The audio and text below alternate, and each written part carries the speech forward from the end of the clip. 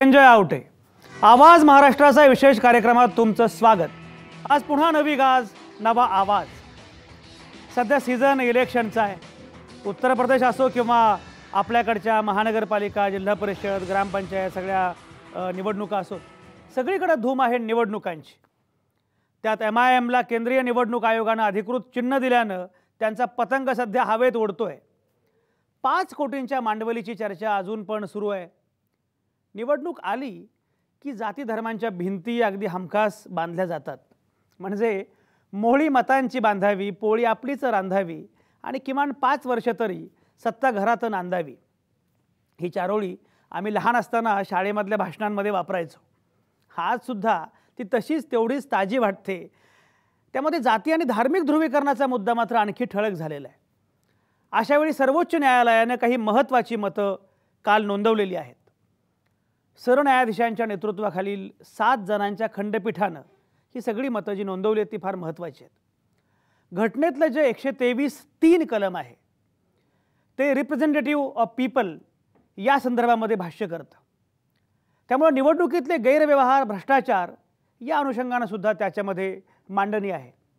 या चौकटीत बोलताना न्यायालयाने म्हटलंय की धर्माच्या नावानं मतं मागू नका। धर्माच्या नावावर मतं मागणं हा 123(3) कलमाचा भंग आहे का? तो गुन्हा आहे का? असं विचारणारी याचिका दाखल झाली होती। त्याच्यावर न्यायालयानं असं सांगितलं की हा देश धर्मनिरपेक्ष आहे। धर्मनिरपेक्ष देशात मतदारांना करण्यात येणारं आवाहन हे त्याच तत्वानुसार असायला पाहिजे। त्यामुळं धर्माच्या नावानं मतं मागणं अयोग्य आहे। अर्थात त्याच वेळी हिंदू धर्माची जी व्याख्या 1995 मध्ये सर्वोच्च न्यायालयाने केली होती त्याच्यावर भाष्य करायचं पण कोर्टानं टाळलंय। अनेकांना आठवत असेल मनोहर जोशींची निवडणूक मुंबई उच्च न्यायालयानं रद्द केली होती, कारण त्यांनी हिंदुत्वाचं विखारी राजकारण केलं, अपप्रचार केला, मुस्लिमांच्या विरोधी भूमिका मांडली असा आक्षेप होता। पुढे प्रकरण गेलं सर्वोच्च न्यायालयामध्ये। तेव्हा सर्वोच्च न्यायालयानं उच्च न्यायालयाचा निकाल रद्द केला आणि हिंदुत्व ही जीवनशैली आहे अशी व्याख्या सांगितली।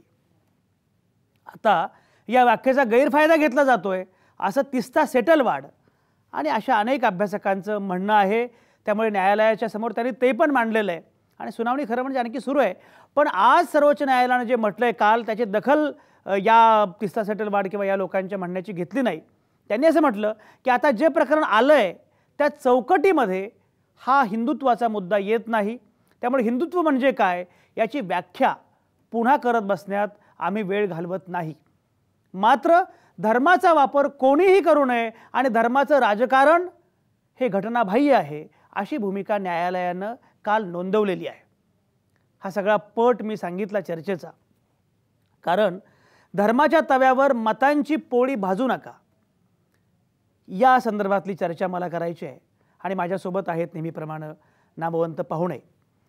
रत्नाकर महाजन काँग्रेसचे प्रवक्ते आहेत, ते बेलापूर स्टुडिओमध्ये येतील लवकरच। खरं ते आत्ता येणं अपेक्षित होतं पण ट्रॅफिकमध्ये अडकलेले असल्यामुळे ते लवकरच पोहोचतील अशी अपेक्षा आहे। माधव भंडारी हे भाजपचे प्रवक्ते आहेत, तेही लवकरच मुंबईतून जॉईन होतील। ज्येष्ठ विचारवंत प्राध्यापक शेषराव मोरे हे आपल्यासोबत असणार आहेत नांदेडवरून। ॲडव्होकेट असीम सरोदे हे कायद्याचे अभ्यासक आहेत, ते पुण्यातून आपल्यासोबत असणार आहेत। MIMचे प्रवक्ते आरिफ हुसैनी हे औरंगाबादमधून आपल्यासोबत असणार आहेत। या सगळ्याच नामवंतांच्या सोबत आपल्याला ही चर्चा सुरू करायची आहे। आणि सुरुवातीला मी पट मांडला सगळा की एकूण ज्या प्रकारे 123(3) निमित्तानं सर्वोच्च न्यायालयानं जी मांडणी केलेली आहे ती मांडणी फार महत्त्वाची आहे। आणि त्याच्यामुळे निवडणुकीमधले गैरव्यवहार म्हणजे काय, माल प्रॅक्टिसेस म्हणजे काय याचा उल्लेख करताना केवळ पैसे देणं, भ्रष्टाचार करणं एवढाच गैरव्यवहार नाही आहे। जाती धर्मांच्या आधारावर मत मागणं हा पण गैरव्यवहार आहे। धर्माच्या आधारावर विखारी प्रचार करणं हा पण गैरव्यवहार आहे। अशी जी मांडणी केली सर्वोच्च न्यायालयाने ती फार महत्त्वाची आहेच। पण त्याचवेळी हिंदुत्वाची फेरव्याख्या करण्यास किंवा हिंदुत्वाची फेरसमीक्षा करायला मात्र सर्वोच्च न्यायालयानं नकार दिलेला आहे। आणि संदर्भ मी मागाशी म्हटल्याप्रमाणे 1995च्या त्या ऐतिहासिक निर्णयाचा आहे, निकालाचा आहे की जेव्हा सर्वोच्च न्यायालयानं सांगितलं होतं की हिंदुत्व ही जीवनशैली आहे। या सगळ्या अनुषंगाने आपल्याला चर्चा करायची आहे. आणि अगदी सुरुवातीला मी जाणार आहे मुद्दाम ॲडव्होकेट असीम सरोदेंकडं. ॲडव्होकेट असीम बऱ्याच दिवसांनी आवाजमध्ये आलेले आहेत, त्यांचं मी मनापासून स्वागत करतो. असीम, मला मुद्दाम मी सुरुवातीला म्हटलं की तुम्ही आलं पाहिजे यासाठी की 1995 मधला निकाल नक्की काय होता, आत्ता सर्वोच्च न्यायालय नक्की काय म्हणतं आहे, तिस्ता सेटल वाढ आणि बाकी मंडळींचं म्हणणं नक्की काय आहे, जरा कायद्याच्या परिभाषेमध्ये कायद्याच्या स्तरावर काय काय घडलंय, काय घडतंय, तुमचं निरीक्षण काय, विश्लेषण काय, जरा समजावून सांगा, मग आपण चर्चा पुढे नेऊया. असीम. संजयजी, आता आपण जसं विश्लेषण केलं त्यानुसारच 1995च्या या सुरेश प्रभू यांच्या केसमध्ये सर्वोच्च न्यायालयाने असा निकाल दिला होता की हिंदुत्व आणि हिंदू धर्म या दोन वेगळ्या गोष्टी आहेत. हिंदुत्व ही जीवनशैली आहे, आपल्या जगण्याचं, त्याला आपण वे ऑफ लाईफ म्हणतो, ती आहे, आणि त्याचा हिंदू धर्माशी तसा संबंध त्यांनी जोडलेला नाही. त्यामुळे धर्माच्या नावाने मत मागणं हा एक भ्रष्ट वागणुकीचा प्रकार आहे. निवडणुकीच्या काळामध्ये तशा प्रकारचं अपील करणं, याच्यासाठी 3 वर्षापर्यंतची शिक्षा किंवा दंड आहे. आणि त्या स्वरूपात जर आपण बघितलं तर हिंदुत्व आणि हिंदुत्वाचा प्रचार करणं म्हणजे एका जीवनशैलीचा प्रचार करण्यासारखा आहे. आणि त्याच्या संदर्भात इलेक्शनमध्ये तो मुद्दा आणून आपण निवडणुकीच्या संदर्भातला गुन्हा म्हणून त्याला बघू शकत नाही प्रथमदर्शनी, असं सर्वोच्च न्यायालयाने सांगितलं होतं. पण त्याचबरोबर त्यांनी म्हटलं होतं की प्रत्येक घटना आणि वस्तुस्थिती त्याच्यामधली, त्या घटनांचा आढावा घेऊन हे दिसू शकते की हिंदुत्वाचा वापर हिंदू धर्म म्हणूनच केला जाऊन एक प्रकारे धार्मिक अपील केलं जात आहे मतं मागण्यासाठी. तर त्या संदर्भातली माहिती शहनिशा त्या घटनाक्रम आणि वस्तुस्थितीच्या आधारे करून एखाद्याला गुन्हेगार आहे किंवा नाही हे ठरवता येऊ शकते.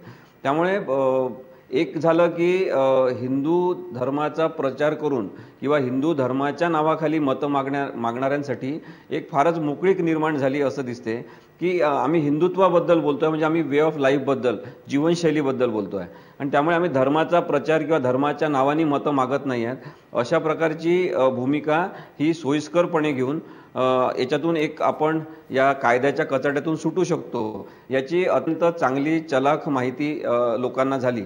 आणि सातत्याने आपण पाहतो की धर्माचा गैरवापर हा मतं मागण्यासाठी केला जायला लागलेला आहे.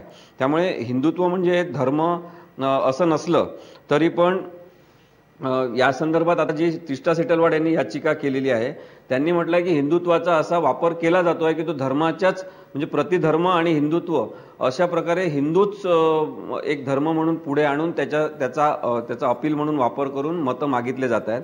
तर त्याच्यावर सुप्रीम कोर्टाने आता जे म्हटलेलं आहे ते हे आहे की या केसमध्ये कुठे हिंदू धर्माची व्याख्या करण्यासंदर्भात आम्हाला कुठे विनंती केलेली नाही, आणि तो या याचिकेचा विषय नाही. त्यामुळे आम्ही हिंदू धर्माच्या व्याख्येत जाऊ इच्छित नाही. आणि सुप्रीम कोर्टाने जे हिंदुत्व म्हणजे काय हे सांगितलं होतं त्या संदर्भात पण याच्यामध्ये आम्हाला चर्चा करायची नाही. पण त्यांनी हे स्पष्टपणे सांगितलं आज पण की कोणत्याही धर्माचा वापर मतं मागण्यासाठी करणं हा भ्रष्ट वागणुकीचा, निवडणुकीच्या काळामधल्या गुन्हेगारी स्वरूपाच्या भ्रष्ट वागणुकीचा प्रकार आहे आणि तसं कोणी करू नये. धर्माच्या बरोबर असीम, धर्माच्या आधारे मतं मागणं हा भ्रष्टाचार आहे.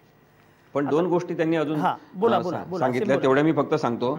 त्यांनी 2 गोष्टीबद्दल मुख्यतः हे केलेलं आहे की धर्म, जाती, भाषा या आधारे मतं मागणं योग्य आहे की अयोग्य आहे हे ठरवताना त्यांनी आत्ता लगेच सांगून टाकलेलं आहे की हे अयोग्यच आहे.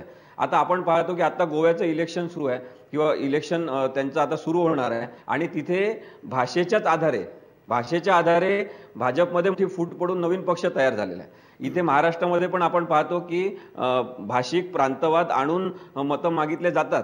त्यामुळे मला असं वाटतं की याच्याकडे निवडणूक आयोगाचं आणि त्या संदर्भात गुन्हे नोंदवणाऱ्या, निवडणुकीच्या काळात काम करणाऱ्या अधिकाऱ्यांचं पूर्णपणे दुर्लक्ष असते. आणि म्हणून सर्वोच्च न्यायालयाने ही संधी घ्यायला पाहिजे असं मला वाटते की त्यांनी हिंदुत्व आणि हिंदू याची गल्लत करून जो एक भ्रष्टाचार पसरवला जातो आहे त्याच्याबद्दलची दखल घ्यायला पाहिजे, ही पहिली गोष्ट.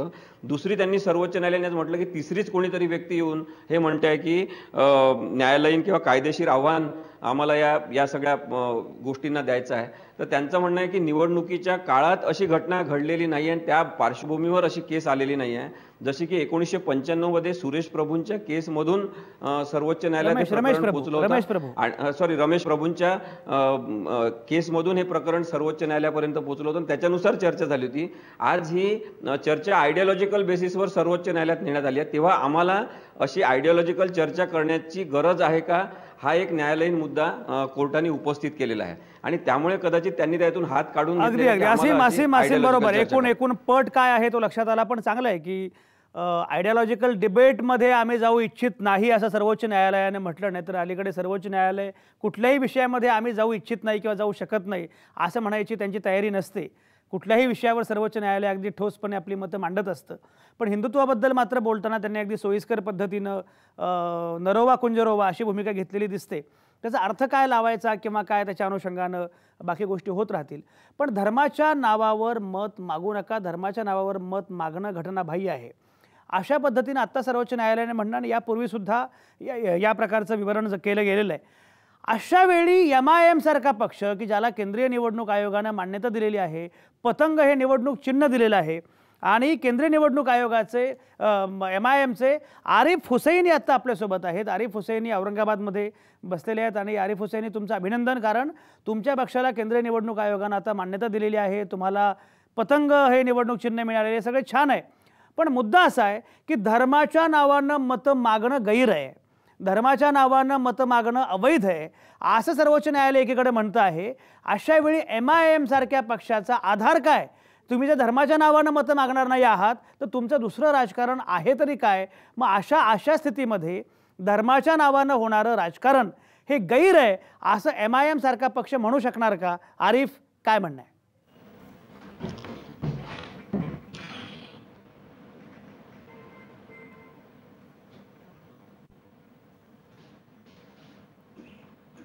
आरिफ, ऐकू आलं मी काय म्हणालो ते?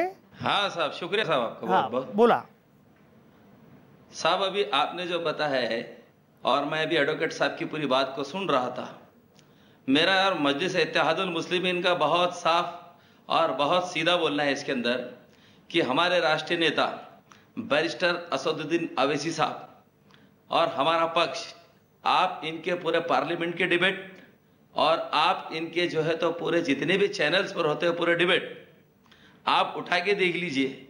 इन्होंने और जो है तो दूसरे पक्षों को ये संधि दी है और दूसरे पक्षों को ये संदर्भ में लाने की कोशिश की है कि मजहब को और राजनीति को एक साथ कभी भी मत जोड़ना।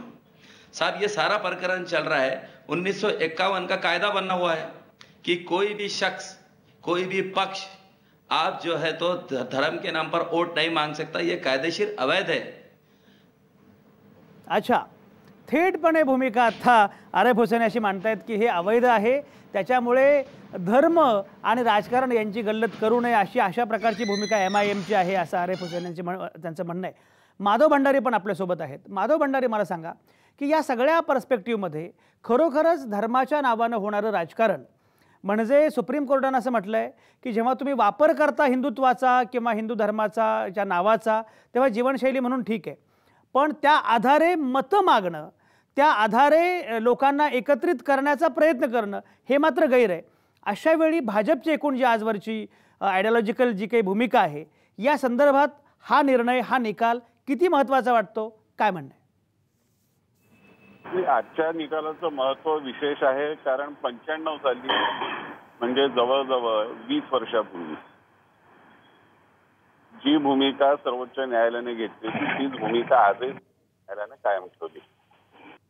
साधारणपणे त्यावेळेचं जे तर्कशास्त्र होतं तेच तर्कशास्त्र आताही कायम ठेवलं आणि त्यातल्या 2 वाक्यांबद्दल कोणाचंही दुमत होण्याचं कारण नाही की निवडणुकांमध्ये किंवा निवडणुकांच्या आगेमागे सुद्धा धर्माच्या आधारावर मतं मागण्याचा प्रयत्न कुणी करता कामा नये, धर्माच्या आधारावर मतदान होता कामा नये.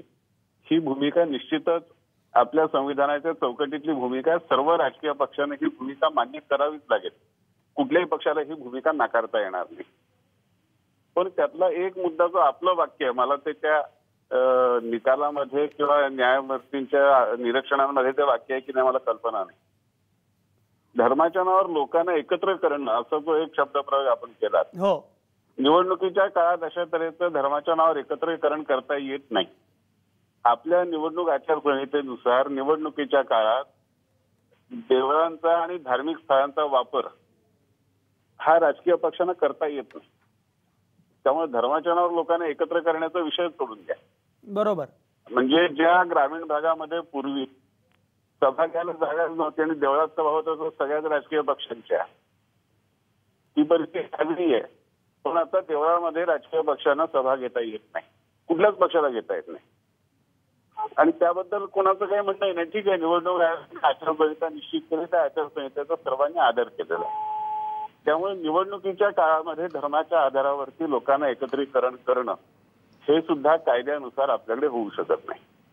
हा धर्माच्या आधारावर लोकांना एकत्र येण्याचा, एकत्र करण्याचा अधिकार आहे की नाही, तो आहे. जे धर्म स्वातंत्र्य आहे, धर्म स्वातंत्र्याच्या चौकटीमध्ये अशा तऱ्हेचा एकत्र अधिकार.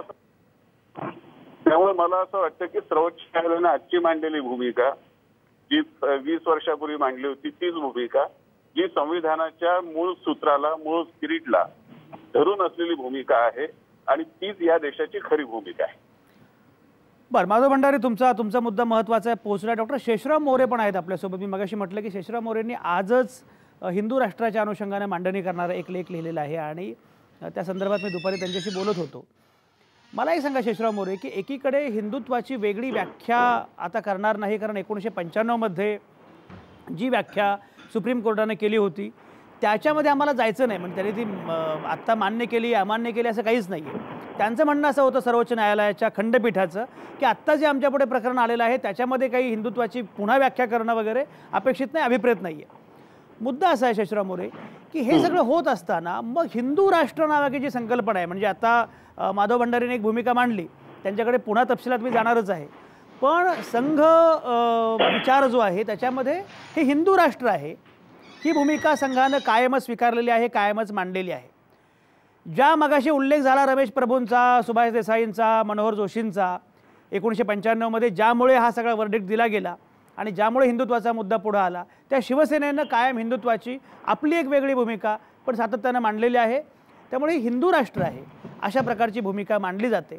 जेव्हा हिंदू ही जीवनशैली आहे असं म्हटलं गेलं तेव्हा मग या लोकांच्या दाव्याला की हे हिंदू राष्ट्र आहे, हिंदुत्वाचं एक राजकारण जाहीरपणे होत आहे आणि ते त्याला जाहीरपणे मांडणी पण होत असते की हे हिंदुत्वाचं राजकारण आहे आणि होय आम्ही हिंदू आहोत, आम्ही हिंदुत्वाचं राजकारण करतो, अशी उघड भूमिका पक्ष आणि संघटना घेत असतात.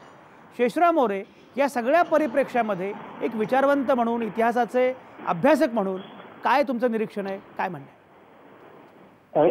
एक मुद्दा असा आहे की सर्वोच्च न्यायालयाचा जो निकाल 1995 ला आला त्यामध्ये हिंदुत्व ही जीवन पद्धती आहे असा अर्थ सर्वोच्च न्यायालयाने काढला, असा सार्वत्रिक समज आहे. बर, वस्तुतः तो निकाल नीट वाचला तर अशा प्रकारचा अर्थ न्यायालय निकाल बनवून दिला नाही. न्यायालय म्हणतं की मध्ये जर हिंदुत्व, हिंदू धर्म असे शब्द वापरले केवळ तेवढ्या खातर निश्चितपणे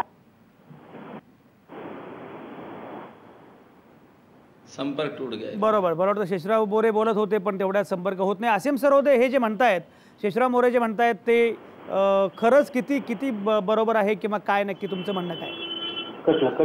नाही, त्यांचं म्हणणं हे बरोबर आहे की सर्वोच्च न्यायालयाने याचं विश्लेषण करताना हे स्पष्टपणे सांगितलेलं आहे की सरसकटपणे कोणी हिंदू शब्द वापरला, हिंदुत्व शब्द वापरला, हिंदू धर्म शब्द वापरला म्हणजे तो प्रत्येक वेळी गुन्हा ठरेल असं नाही. तो कोणत्या पार्श्वभूमीवर वापरलेला गेला आहे, काय परिस्थिती आहे आणि त्याच्यामागे मत आकर्षित करणे, मत मागणे किंवा निवडणुकीमध्ये स्वतःचा फायदा करून घेण्याचा दृष्टिकोन आहे का, हे महत्त्वाचं आहे. आणि आपण आत्ता सध्या बोलतोय ते निवडणुकीच्या पार्श्वभूमीवरच काय होऊ शकते हे बोलतोय. म्हणून आपण 123 जे आहे लोकप्रतिनिधित्व कायद्याचं त्याच्या अनुषंगाने बोलतोय. म्हणून सुप्रीम कोर्टाने जरी त्याच्यामध्ये विश्लेषण करताना ते म्हटलं असेल तरी त्यांनी असं म्हटलं नाही आणि हिंदुत्व किंवा हिंदू धर्म याचा वापर केला तर चालेल असं जर शेषराव मोरेंचं म्हणणं असेल तर ते अत्यंत दिशाभूल करणार आहे. ते चुकीचं काहीतरी सांगण्याचा प्रयत्न करतायत. असं तोडून एखादा पॅरेग्राफ इथे सांगणं हे म्हणजे परत दिशाभूल करणं आहे. एकच आसिम आपण अगोदर शेषराव मोरेंचं काय मुळात म्हणणं काय ते ऐकूया. आपण लगेच विश्लेषण किंवा हे करायला नको, निष्कर्षापर्यंत जायला नको. शेषराव मोरे, तुम्ही मगाशी बोलत होता संपर्क तुटला, आता बोला. हो, मी असं म्हणालो की त्याचा निकाल हिंदुत्व जीवन पद्धती आहे असा निकाल देणारा नाही. काही सांग. न्यायालय असं म्हणतं निवडणुकीचा प्रचार करताना जर समजा हिंदुत्व हिंदू धर्म असा शब्द वापरला तेवढ्या खातर त्याची निवडणूक आपोआप निश्चितपणानं रद्द करता येत नाही. तर त्या उमेदवारानं तो शब्द कोणत्या आधारे वापरला, त्या धर्माचं आव्हान होतं काय, धर्माच्या मत मागितले काय, हे प्रत्येक प्रकरणी तपासून ते घ्यावं लागेल. आणि शेवटी कोर्टाला असं म्हटलेलं आहे की तो जर धार्मिक भ्रष्टाचार सिद्ध झाला, धर्माच्या आधारे मतं मागितली, तर सेक्युलरिझमच्या रक्षणासाठी वृद्धीसाठी कठोरतम पावले उचलली पाहिजे, हिंदुत्वाचा दुरुपयोग रोखण्यासाठी कठोर पावले उचलली पाहिजे. हे त्याचे वाक्य सांगतो मी तुम्हाला. बरोबर.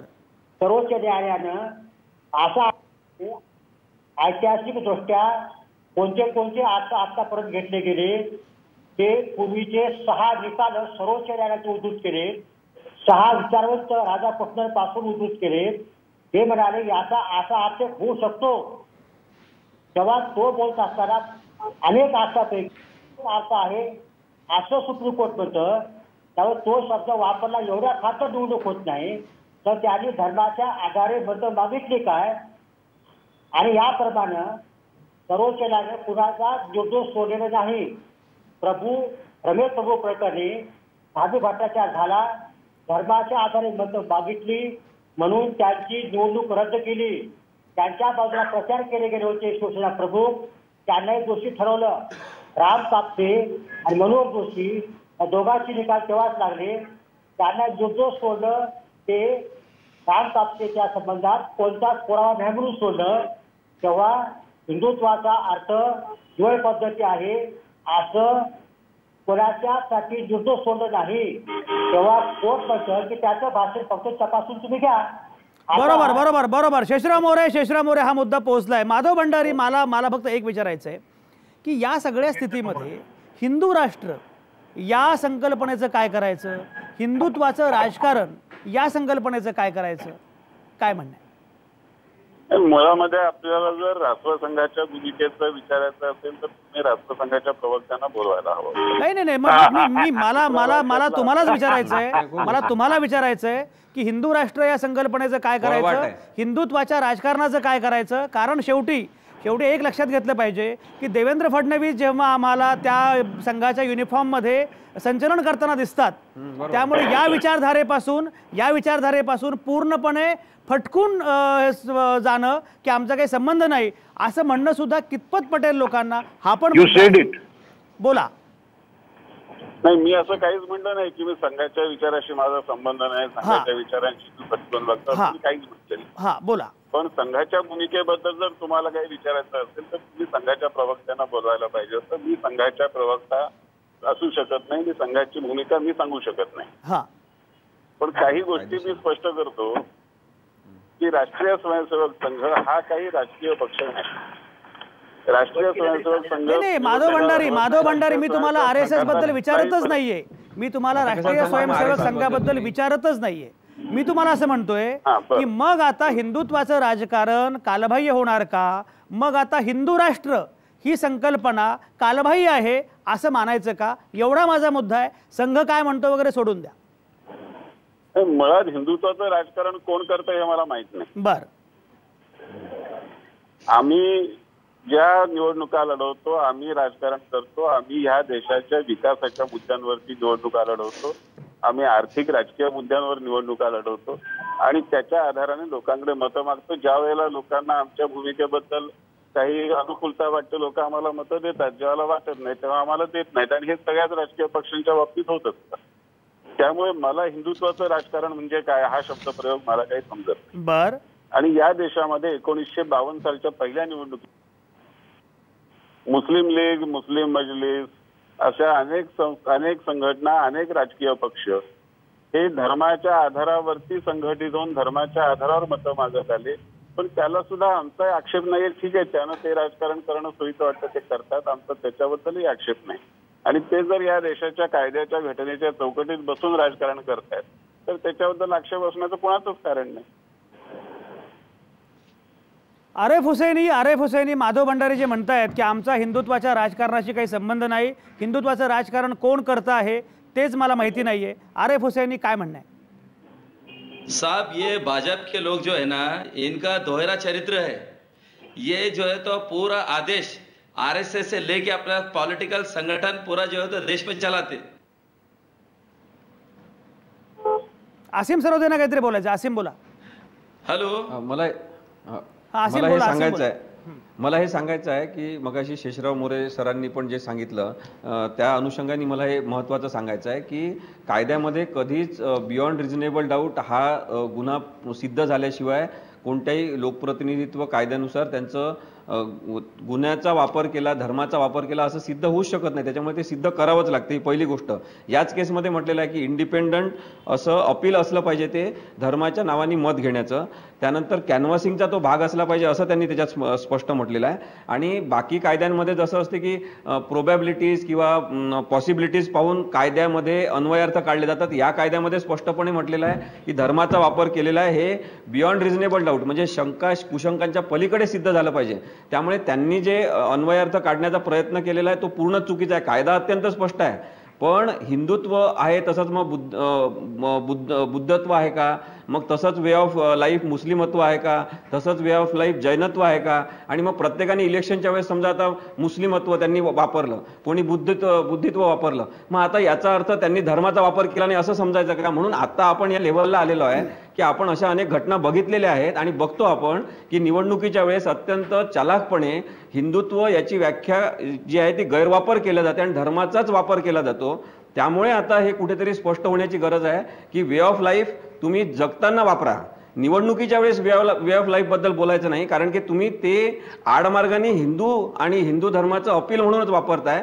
या संदर्भातली जी याचिका आहे ती त्याच्यामुळे महत्त्वाची आहे. आणि आता भाजप किंवा बाकीच्या पक्षांची त्या संदर्भात अशी गोची झालेली आहे की त्यांना काही न करता एक जो चघळायला मुद्दा मिळाला असता की पहा आपल्यावर कोर्टाने पण अन्याय केला असं म्हणायला, तसं काही आता मिळालं नाही आहे. आणि त्याच्यामुळे पण त्यांचं ते आहे की आता 1995 मध्ये हे स्पष्ट केलं, ते मान्य केलं आहे. मान्य केलेलं नाही, त्यांनी म्हटलं की आम्ही त्या व्याख्येमध्ये जाऊ शकत नाही. त्याच्यामुळे माधव भंडारी साहेबांना सांगायला पाहिजे कोणीतरी की त्या व्याख्येत गेलेच नाही. त्यांनी म्हटलं की हा या याचिकेचा मुद्दा नाही आहे, आम्ही त्याची परत फेरमांडणी करू इच्छित नाही.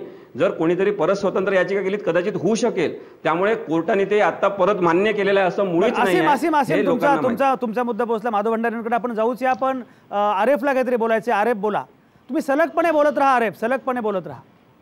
हाँ साहब जी, अभी जो भाजपा के प्रवक्ता अपने साथ में बैठे हुए और भाजपा के प्रवक्ता ने ये बात को बताया है कि दूसरे पक्ष जो है तो मजहब के नाम पर वोट मांग रहे हैं, तो उनको ये भी बताना पड़ेगा कि कौन कौन से वो पक्ष है जिन्होंने मजहब के नाम पे वोट मांगा है.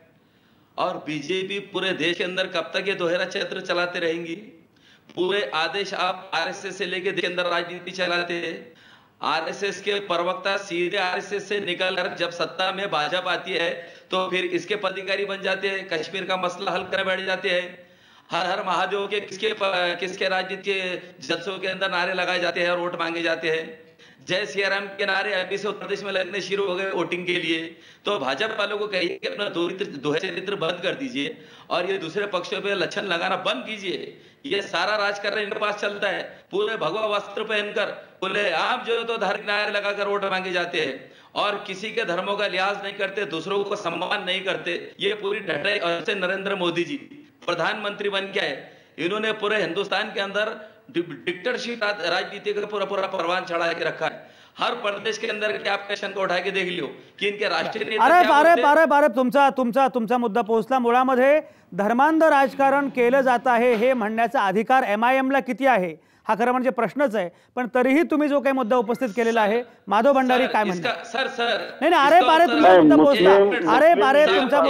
मुद्दा पोहोचला. आरेफ तुमचा मुद्दा पोहोचला. माधव भंडारी, मुस्लिम लीग पासून MIM पर्यंत ज्यांनी केवळ धर्म आणि धर्माच्याच आधारावर राजकारण केलं आणि धार्मिक विद्वेषाचं राजकारण केलं, त्यांनी अशा तऱ्हेची भाषणबाजी करण्याचं काही कारण नाही.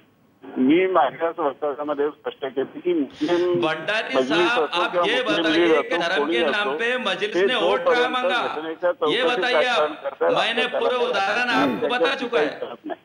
आम्हाला त्यांच्यावर टीका करण्याची सुद्धा गरज आहे. बर, माधव भंडारी ठीक आहे. डॉक्टर रत्नाकर महाजन आता आपल्यासोबत आहेत. बरोबर. माधव भंडारी, एक सेकंद. डॉक्टर रत्नाकर महाजन आले. रत्नाकर महाजन, एक आता की चर्चा सुरू आहे, तुम्ही आता आलात चर्चेमध्ये, पण मगाशी माधव भंडारींनी काही महत्त्वाची विधाने केली. माधव भंडारी असं म्हणाले की हिंदुत्वाचं राजकारण कोण करतंय ते मला माहिती नाहीये. भारताच्या संविधानामध्ये धर्माच्या आधारावरचं राजकारण हे अपेक्षित नाही, त्यामुळे आम्ही ते करतच नाही.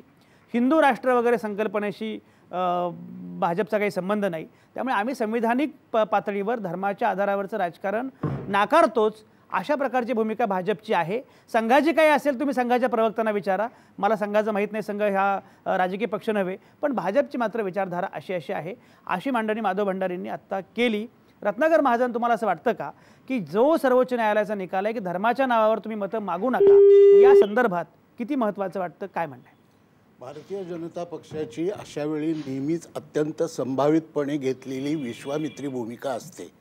त्याला अनुसरून जर आत्ता भाजपच्या प्रवक्त्यांनी तशीच भूमिका घेतली असेल तर त्यात आश्चर्य वाटण्याचं कारण नाही. पण राष्ट्रीय स्वयंसेवक संघ आणि जनसंघ किंवा भारतीय जनता पक्ष यांचे परस्पर संबंध काय आहेत हे सर्व लोकांना माहीत आहे. आणि संघ आणि भारतीय जनता पक्ष यांच्या संबंधातून निर्माण होणारं राजकारण हे समाजामध्ये, देशामध्ये उभी फूट पाडणारं राजकारण कसं असतं ते गुजरातमध्ये आणि अयोध्येमध्ये एकदा सोडून दोनदा दिसून आलेलं आहे. त्यामुळे त्या स्पष्टीकरणाचं विशेष दखल घेण्याची गरज आहे असं मला वाटतच नाही. मुद्दा आज सर्वोच्च न्यायालयाने जो निकाल दिला त्याच्याबद्दलचा आहे. खरं तर सर्वोच्च न्यायालयाचा आज दिलेला निकाल हा अर्धवट आहे आणि सुप्रीम कोर्टानं आपली जबाबदारी पूर्णपणे पार पाडलेली नाही असं म्हणणं त्याचा सन्मान राखून सुद्धा आवश्यक आहे. त्याचं कारण असं की एकीकडे 1995च्या निकालपत्रामध्ये म्हणायचं की हिंदुत्व ही जीवनपद्धती आहे आणि दुसरीकडे आज म्हणायचं की ती व्याख्या पुनरीक्षित करण्याचा आज आमच्या पुढे विषय नाही. मग धर्म म्हणजे काय आणि मग धर्म म्हणजे काय हे जर तुम्हाला सांगता येत नसेल तर धर्माचा वापर निवडणुकीत मतं मिळवण्यासाठी करू नये हे सांगण्याचा तुम्हाला अधिकार काय? मुळात 1995 सालच्या जजमेंटमधले हिंदू ही एक जीवनपद्धती आहे असं म्हणणं हे विधानच मुळात फॅलेशियस आहे. त्याचं कारण असं की जर हिंदू धर्म ही जीवनपद्धती असेल तर मुस्लिम ही सुद्धा एक जीवनपद्धतीच आहे. आपल्या माहितीसाठी सांगतो, महाराष्ट्र राज्य सांस्कृतिक जे मंडळ आहे, राज्य संस्कृती महामंडळ, त्यांनी एक पुस्तक मराठीत प्रसिद्ध केलेले जे इंग्रजी पुस्तकाचं भाषांतर आहे त्याचं नावच आहे मुळी इस्लामची जीवनपद्धती. म्हणजे प्रत्येक धर्म हा एका विशिष्ट काळी त्या वेळच्या माणसांची जीवनपद्धतीच असते. मग हिंदू ही जीवनपद्धती आहे असं सांगून काय तुम्ही मोठं देशाच्या ज्ञानामध्ये भर घातली? त्यामुळं जसं 1995चं जजमेंट हे त्यांच्या वैचारिक गोंधळाचं लक्षण आहे, तसं आजचं जजमेंट हे सुप्रीम कोर्ट स्वतःच्या तर्कशुद्ध भूमिकेपासून पलायनवाद स्वीकारणारं जजमेंट आहे असं त्यांचा पूर्ण आदर राखून सुद्धा म्हणणं आवश्यक आहे. माधव भंडारी, ही जी भूमिका आहे आत्ता रत्नाकर महाजन मांडतायत, काय म्हणणं आहे?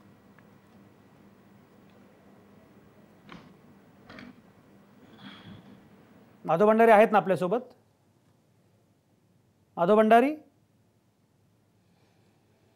पण माधव भंडारींचा कॉल ड्रॉप झाला तर हे मला सांगायला पाहिजे. शेषराव मोरे, तुम्ही एक मला सांगा की मुळामध्ये आत्ता सर्वोच्च न्यायालयाच्या संदर्भामध्ये जे विधान रत्नाकर महाजन करतायत, काय म्हणणं आहे? मी यापूर्वी सांगितलेलं आहे, तेव्हा महाजनजी तिथं आलेले नव्हते, त्याच्यापूर्वी त्याला ती माहिती नाही मी सांगितलेलं. मी असं म्हणालो की सुप्रीम कोर्ट हिंदुत्वाचा अर्थ जीवन पद्धती आहे असा निकाल देत नाही. सुप्रीम कोर्टानं पूर्वीचे 6 निकाल उद्धृत केले तर हिंदुत्वाचा एक अर्थ कोणता होऊ शकतो, तो शब्द जर वापरला हिंदू धर्म हिंदुत्व तर त्याचा अर्थ काय होऊ शकतो याचे अनेक पर्याय आहेत. त्यातला एक पर्याय जीवन पद्धती असू शकतो असं कोर्ट म्हणजे हा कोर्टाचा न्यायालय असं नव्हे. आता तिथं दुसरे एक वक्ते म्हणाले की समजा हिंदुत्वासारखं मुस्लिमत्व ही इस्लाम शब्द मुस्लिम शब्द वापरावा का नाही. न्यायालय म्हणतं तुम्ही तो शब्द वापरता येतो, इस्लाम सुद्धा जीवन पद्धती आहे म्हणता येतं, पण त्यांच्या भाषणातून तो जीवन पद्धत दिसला पाहिजे.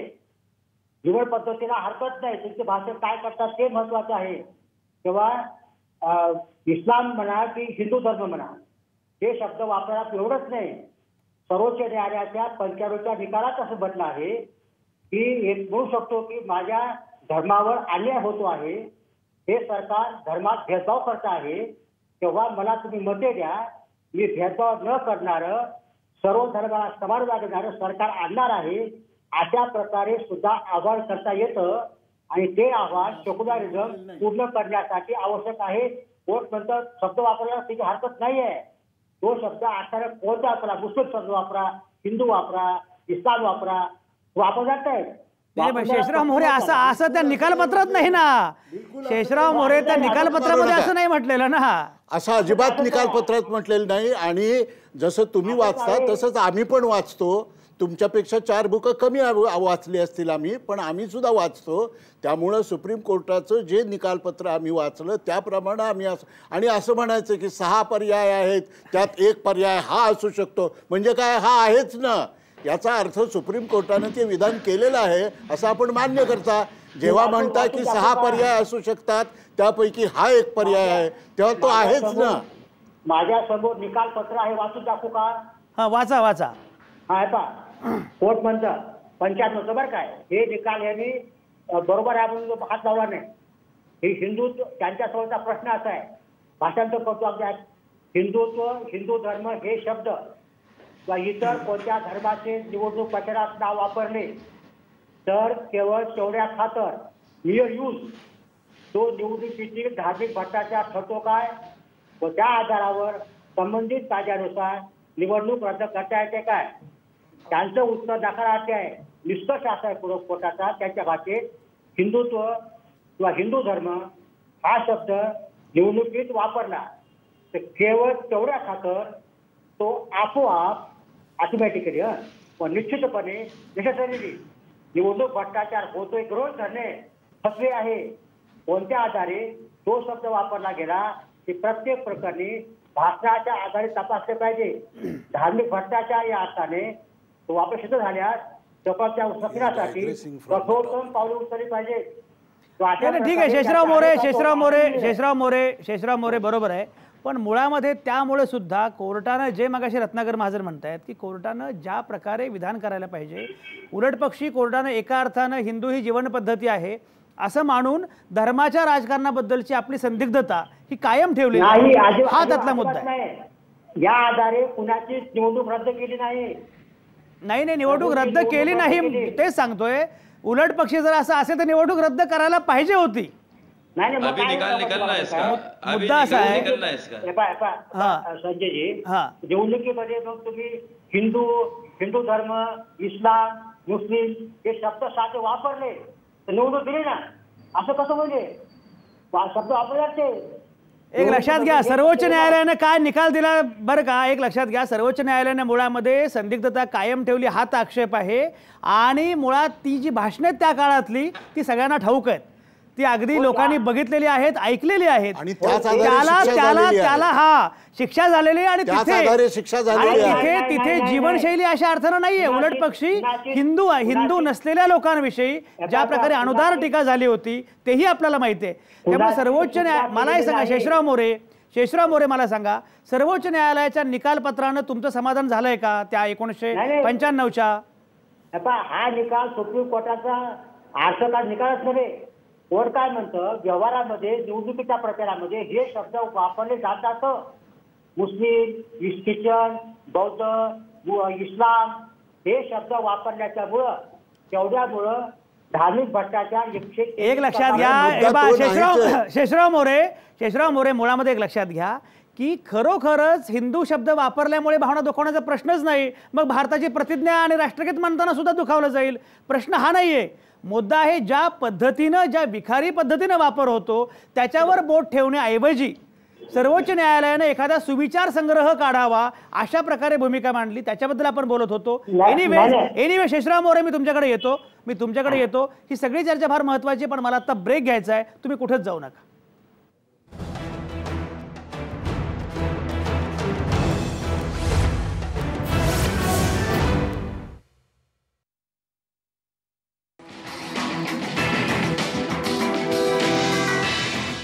तुमचं पुन्हा एकदा स्वागत.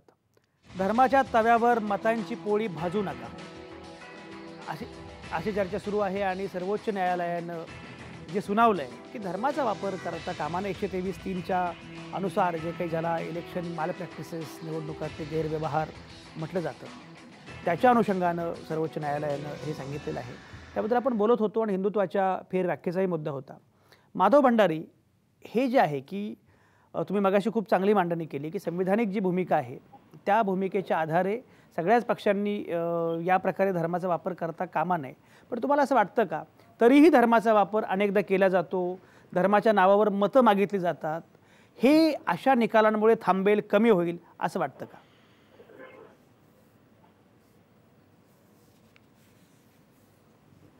माधव भंडारी.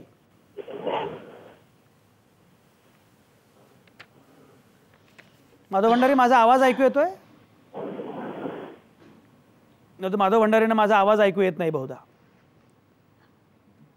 बरं, शेषराव मोरे मला सांगा की मुळामध्ये अशा प्रकारचे जे निकाल आहेत या निकालांमुळे खरंच राजकारणामध्ये काही बदल होईल असं वाटतं का?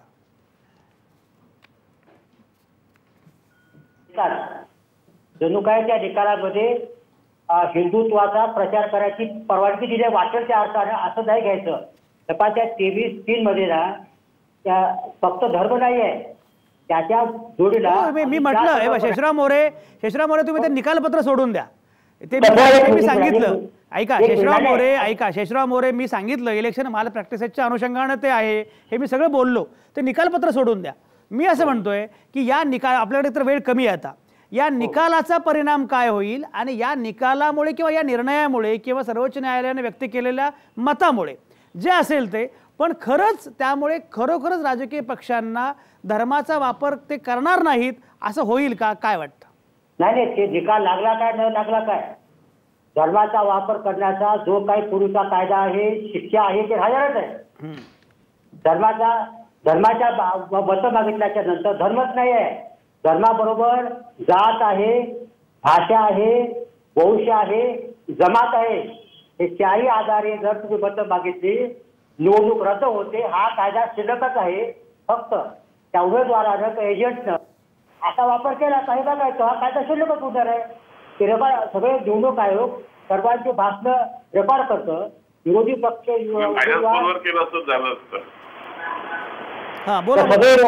बोला शेषराव मोरे बोला. तर निवडणूक आयोग सगळ्यांची भाषणं रेकॉर्ड करतं, विरोधी पक्ष रेकॉर्ड करतात. जर त्या भाषणामध्ये धर्माचं आव्हान आलं, जातीचं, धर्माचं, भाषेचं, जमातीचं, तर न्यायालयात जाऊन त्याला शिक्षा होऊ शकते. हा कायदा शिल्लकच आहे. बरोबर शेषराव मोरे अगदी बरोबर आहे. माधव भंडारी मी मगाशी तुमच्याकडे आलो होतो पण तेव्हा संपर्क झाला नाही. माधव भंडारी मी असं विचारलं की खरोखरच असं होऊन सुद्धा अनेक राजकीय पक्षांची भूमिका अशी असते की जातीचा धर्माचा वापर करायचा, धर्माच्या नावानं राजकारण करायचं असा अजेंडा अनेक राजकीय पक्षांचा असतो. तुम्हाला असं वाटतं का की या प्रकारच्या निकालामुळे किंवा सर्वोच्च न्यायालयाने व्यक्त केलेल्या मतामुळे काही फरक पडेल, काही बदल होईल आपल्या एकूण राजकीय वातावरणामध्ये? सर्वोच्च न्यायालयाचा हा निकाल ज्यांच्या याचिकेवर दिला गेला होता त्यांचे संदर्भ सुद्धा इथे विसरता कामा नये. हा, आणि त्यांचे जे उद्योग गेल्या अनेक वर्ष या देशामध्ये धर्माच्या नावावरती चालू आहेत त्याच्यामध्ये सुद्धा फरक पडण्याची आवश्यकता. आणि खरं म्हणजे सर्वोच्च न्यायालयाने हा दिलेला निकाल जो आहे तो त्यांच्यासाठी महत्वाचा आहे. तो ते समजून घेतील की नाही मला शंका आहे. पण मी आपल्याला एक निश्चितपणे सांगतो की या देशामधलं जाती धर्माच्या आधारावरती मतांचं राजकारण करण्याचे दिवस संपलेले आहेत. या देशामध्ये जनतेला त्यांच्या दैनंदिन जीवनाशी जोडलेले जे प्रश्न आहेत त्या प्रश्नांबद्दल राजकीय पक्षांची भूमिका काय आहे, राजकीय पक्ष त्यात काय करणार आहेत याच्यामध्ये स्वारस्य जाती धर्माच्या आधारावरती राजकारणाचा दिवस आता या अगदी माधव भंडारी तुमचं हे वाक्य अगदी लिहून ठेवलं पाहिजे. ऐतिहासिक वाक्य आहे की भाजपचे प्रवक्ते माधव भंडारी असं म्हणतात की धर्माचं राजकारण, जातीचं राजकारण करण्याचे दिवस इतिहास जमा झालेले आहेत. रत्नाकर महाजन, तुम्ही आता हे धर्माचं राजकारण करणं बंद करणार की नाही? माधव भंडारी म्हणतात त्याप्रमाणे आम्ही धर्माचं, जातीचं, प्रांताचं, भाषेचं, पंथाचं राजकारण आजपर्यंत कधीच केलं नाही. स्वातंत्र्य लढ्याचं नेतृत्व करत असल्यापासून ते आजपर्यंत. पण मला गंमत अशी वाटते की म्हणजे हा अर्ज कुणी केला होता इथपासून चर्चा सुरू करायची आणि त्याच्यावर काहीतरी असे तिरकस कॉमेंट्स करायचे. याच्यातून हिंदीत जसं म्हणतात अब आया ऊन पहाड के नीचे तसं झाल्याचं उदाहरण आपल्याला दिसतं. म्हणजे तीस्ता सेटलवाड या सामाजिक कार्यकर्त्यांनी 2002मध्ये गुजरातमध्ये झालेल्या नृशंस हत्याकांडात ज्यांची नियर अँड डिअर वन्स गेले किंवा ज्यांना दंग्याची धग लागली अशांची प्रकरणं न्यायालयात नेल्यामुळं चिडलेल्या लोकांनी आता त्यांच्याबद्दल अशा पद्धतीनं तिरकस बोलायचं आणि मुख्य विषयाला बगल द्यायची हे काही खरं नाही. आणि जातीचं धर्माचं जर म्हणाल तर फार इतिहासात जाण्याचे काही कारण नाही हो. 2014च्या लोकसभा निवडणुकीच्या वेळेला पंतप्रधान पदाचे उमेदवार म्हणून ज्या सद्ग्रस्थांची निवड केली त्यांची जात त्यांच्याच पक्षाचे बिहारचे उपमुख्यमंत्री दुसरे मोदी यांनी जाहीर केली होती. आणि अशा माणसांनी म्हणायचं की धर्माचं आणि जातीचं आम्ही कधीच काही करत नाही हा सिद्धसाधकाचा खेळ झाला हो. म्हणजे सुशील कुमार मोदी हे बिहारचे उपमुख्यमंत्री होते. त्यांनी पहिल्यांदा सांगितलं की आमचे पंतप्रधानचे पदाचे उमेदवार हे ओबीसी आहेत. आता हे ओबीसी हे जात नाही तर काय गुण आहे काय का गुणधर्म आहे काय आहे हे ओबीसी म्हणजे काय आहे. तेव्हा अशा पार्श्वभूमीवर निवडणुकांचा प्रचार सर्व सुक्त मार्ग अवलंबून करायचा आणि वर शहामृगासारखं डोकं वर करून बसायचं. अशा पद्धतीनं संसदीय राजकारणातल्या जात धर्म पंथ भाषा प्रांत यांच्या हस्तक्षेपाबद्दल निरोगी चर्चा होईल अशी शक्यता नाही. रत्नाकर महाजनांनी जो उल्लेख केला आहे गुजरातच्या दंगलींचा उल्लेख असेल किंवा आणखी काही असेल, आरिफ हुसैनी माधव भंडारी जे म्हणतात की धर्माचं राजकारण आम्ही कधीच करत नाही, काय म्हणणं आहे? साहब ये हास्यास्पद बात है ये, इससे बड़ी और इस पैनल के ऊपर झूठी कोई बात ही नहीं हो सकती है कि सिर्फ और सिर्फ इस देश संजय मला 2 मिनिटं द्या. हो देतो, मी तुमच्याकडे येतो माधव भंडारी. अगर साहब इस देश के अंदर अगर नफरत की राजनीति, अगर धर्म की राजनीति अगर कोई कर रहा है तो ये शिवसेना के साथ अकाली दल और इनके साथ सबसे बड़ा राष्ट्रीय पक्ष है बीजेपी. ये लोग खुलेआम कर रहे हैं. साक्षी महाराज भाषण देते जिस नाम से वोट मांगते इसको क्या कहेंगे आप? उसके बाद में योगी आदित्यनाथ जो बात करते हैं और जिस नाम से और जिस वाक्य से वोट मांगते इसको क्या कहेंगे आप? उसके बाद में साध्वी ऋतुंबरा जो कहती है इसको क्या कहेंगे आप? साहब इनकी पूरी आरिफ हुसैनी ओवैसी जब बोलते हैं उसे क्या कहेंगे आप? आरिफ हुसैनी ओवैसी जे बोलतात त्याच्याबद्दल काय म्हणणार तुम्ही? साहब अवैसी साहब ने ऐसी कौन सी भाषा बोली आज तक कि उन्होंने मजहब के नाम पे वोट मांगा? जरा एक मेरे को बता दिए उनका भाषण, एक बता दीजिए उनका कोई वाक्य. यहाँ सवाल असदुद्दीन अवैसी साहब का चल रहा है. साहब अवैसी साहब कौन से पावर में बैठे हुए? असदुद्दीन अवैसी साहब कहां पर रूलिंग में है? मैं बहुत साफ लफ्जों में कह रहा हूं कि पूरी नफरत की राजनीति और पूरी जातिवाद की राजनीति और धर्म की राजनीति सिवाय बीजेपी, अकाली दल और इनके अलायंस पार्टनर कर रहे हैं पूरे देश के अंदर. आरिफ मुद्दा पोहोचला, माझा वेळ संपलेला आहे, माझा वेळ संपला. आरिफ हुसैनी माझा वेळ संपलाय. आरिफ हुसैनी. माधव भंडारी. मी फक्त महाजन सर बोलले म्हणून आपल्याकडे वेळ 1-2 सेकंद मागितली. गेली 3 वर्ष 1912 आपण 13 पासून धरू, गेली 3 वर्ष आपण सगळेजण या वेगवेगळ्या वाहिन्यांवरती अनेकदा एकत्र आलो, अनेकदा राजकीय चर्चा केल्या.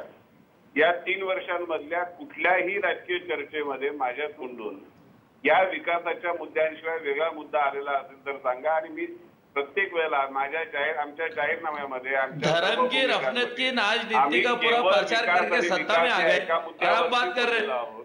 आम्ही कुठल्याही प्रकारे जाती धर्माचं राजकारण करण्याचा ठेका तर काँग्रेसचा आहे. माधव म्हणजे काय? या पलीकडे काही केलं नाही. माधव म्हणजे काय? 1947 सालापासून यांनी फक्त जाती धर्मामध्ये विद्वेष पेरण्याचं काम केलं, जात्यंतर राजकारण केलं. कडवं जातीय राजकारण आज सुद्धा महाराष्ट्रामध्ये काय करण्याचा प्रयत्न चाललाय हे आपण बघतो. आणि त्यांनी बाकीच्यांवरती टीका करावी याच्यामध्ये काही अर्थ नाहीये. सर्वोच्च न्यायालयाने जो निकाल दिला तो आपण सगळ्यांनी स्वीकारावा. त्याच्यामध्ये बरोबर. माधव भंडारी मुद्दा पोहोचला. बरोबर. माधव भंडारी मुद्दा पोहोचला. रत्नाकर महाजन, आज सुद्धा जे कडवं राजकारण जातींचं सुरू आहे महाराष्ट्रात ते आणखी काय असा भंडारीने जो उल्लेख केला तो काही विशेष संदर्भात आहे की काय? तुमचा रत्नाकर महाजन ते काय खाई त्याला खवखवे या म्हणीचं प्रत्यंतर आहे. त्याचं कारण आज जे काही महाराष्ट्रात चाललं आहे म्हणजे मेरी काय एक चाललंय विनंती मला आहे. माहीत नाही, त्यांच्या मनात काय आहे हेही मला माहीत नाही. पण गेल्या 2-3 साहेब. महिन्यात झालेल्या मोर्चांबद्दल जर त्यांना खवखवत असेल तर त्याच्याबद्दलचं पुरेसं स्पष्टीकरण वर्तमानपत्रांमध्ये, दूरदर्शन वाहिन्यांवरून सगळीकडून झालेलं आहे. रत्नाकर महाजन, माझा वेळ पूर्ण संपलाय. आरेफ 30 सेकंदांमध्ये बोला, पटकन बोला. सब ये भाजपा के प्रवक्ता से सिर्फ इतना पूछ लीजिए कि इनके हिंदुत्व की परिभाषा क्या है और ये हिंदुत्व का इसके मायने क्या है. रत्नाकर महाजन, मगाशी जातीपातीच्या राजकारणावरच्या संदर्भात आपण किती सोवळे आहोत असं सांगण्याचा प्रयत्न झाला. माझा प्रश्न फक्त एकच आहे, माधव म्हणजे काय? एखाद्या व्यक्तीचं नाव सोडून माधव हा शब्द जेव्हा राजकारणाच्या मुख्य पटलावर चर्चेत येतो तेव्हा त्याचा अर्थ काय असतो? असीम सरोदेने काहीतरी बोलायचं. असीम सरोदे बोला. माझा अगदी वेळ संपलाय, त्यामुळे आता असीम सरोदे एकच वाक्य तुम्हाला बोलता येणं शक्य आहे. मला एवढंच म्हणायचं आहे की हिंदुत्व आणि हिंदूंची राजनीती याच्याबद्दल त्यांच्या अजेंडामध्ये आहे भाजपच्या. आणि MIM असेल किंवा हे पक्ष सारखेच आहेत दोन्ही. आणि तिसरी गोष्ट महत्वाची, जेव्हापासून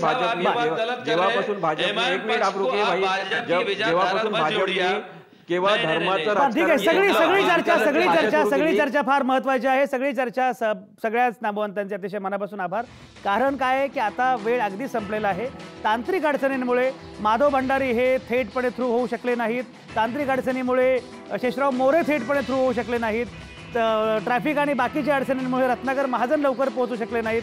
त्यामुळे आजच्या कार्यक्रमामध्ये जे काही व्यत्यय आले त्याबद्दल मी सगळ्या महाराष्ट्राची अतिशय मनापासून माफी मागतो. पण हे मुद्दे जे होते ते मुद्दे फार महत्त्वाचे होते आणि या मुद्द्यांचा मात्र विचार केला पाहिजे. सगळ्या नामवंतांचे अतिशय मनापासून आभार. आज थांबलो इथंच. पुन्हा भेटू उद्या रात्री 8 वाजता. तुमच्या आतल्या आवाजासह पाहत आणि ऐकत रहा आवाज महाराष्ट्राचा.